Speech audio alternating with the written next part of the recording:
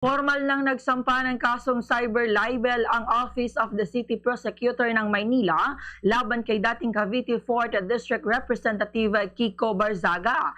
Kaugnay ito ng isang Facebook post na pinost umano ni Barzaga noong Enero na nag-uugnay sa ilang miyembro ng National Unity Party o NUP sa umano'y pagtanggap ng suhola.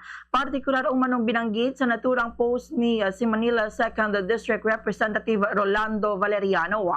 Ayon sa prosecution, kumalat masyado ang nasabing pahayag dahil may tinatayang mayroong 1.9 million followers ang Facebook page ni Barzaga. Dahilan upang maibahagi din ito ng ilang online news platforms.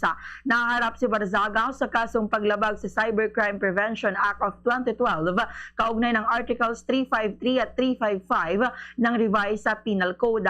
Inirekomenda naman ng Office of the City Prosecutor ang piyansang 10,000 pesos para sa pansamantalang paglaya ng dating mambabatas habang dinidinig ang kanyang kaso. Si Barzaga ay dating kinatawan ng ika-4 na distrito ng Cavite bago siya matanggal sa pwesto. Samantala, wala pang inilalabas na pahayag ang kanyang kampo kaugnay naman ng isinampang kaso. Matatandaan na noong Abril, una nang nagharap si Barzaga sa kasong cyber libel matapos siyang kasuhan ng negosyanteng si Enrique Razon.